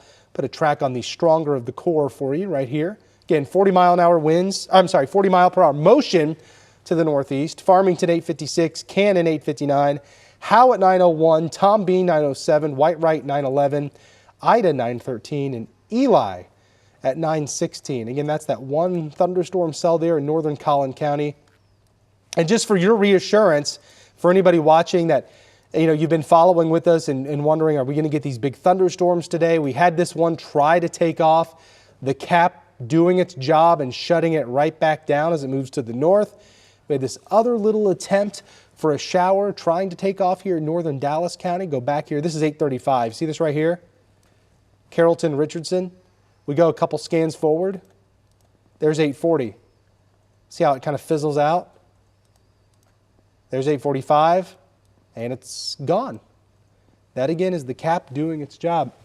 That's the cap shutting things down, shutting any little thunderstorm chance down. So again, the cap has been awesome here. What it's doing is, as thunderstorms begin to take off, the warm air aloft shuts them down. And now we're left here in northern Collin County with this one little batch of heavy rain between Anna, north of Melissa, near the Weston area as well, moving toward Van Alstyne. But the cells are weakening. We do have that one stronger cell there in, between Weston and Anna that could have some pea-sized hail with it as it moves off to the north. But that's it. That's the one lone cell. Let me zoom out a little bit more here for you. Again, there's the track of that southern cell. Sherman 905, Savoy 907, Pinland at 909, Whitewright, it's there now. So the next 10 minutes or so you'll be dealing with it. But again, the wide view of radar here shows you that's all we've got. Northern Collin County, parts of Grayson County. This may clip into Fannin County, but it's 8:51, about 20 more minutes, maybe 30 at the most. This thunderstorm will be in Oklahoma, and that's pretty much it for the rest of tonight. We'll be watching for that cold front to move in later in the overnight. Really, it's early tomorrow morning, but there it is at 3 o'clock in the morning. Rain, some thunderstorms. This is by far the easier chance to see more widespread rain and thunderstorm activity, unlikely to be severe. But that's 7 a.m. I can't rule out some small hail or some gusty winds with it. Some fairly widespread showers early Saturday morning. And then the rain coverage will continue to drop. So if you have early morning plans Saturday, rain is the most likely. By midday, the rain chances start to go down. By the afternoon, they keep going down. So it's actually not a bad weekend. The only problem is really early Saturday morning. That's when you're going to have to deal with a little bit of rain. Then by Saturday evening, we start to move the rain out there. 6 p.m. will be dry late Saturday night. So the threat or the risk for a strong to severe thunderstorm Saturday morning, it's a level 1 marginal risk northwest of Dallas and Fort Worth, a level 2 slight risk for the Metroplex, and off to the southeast. That's going to be that leading edge of the cold front as it slides through. And Sunday looks quiet. We'll have a nice Sunday with partly to mostly sunny skies. So a nice Sunday with partly to mostly cloudy skies, and we'll enjoy that. So, okay, I'm going to get off here on WFAA Plus, and we'll continue to update you on social media. But again, right now, still no severe thunderstorms or anything like that. We have this one cell in northern Collin County. That is moving toward Van Alstyne. Could see some pea to dime, maybe nickel-sized hail moving in there to the southern portion of Grayson County. If anything changes, I promise you, I will be right back here on WFAA Plus. In the meantime, we'll see you later and have a great night.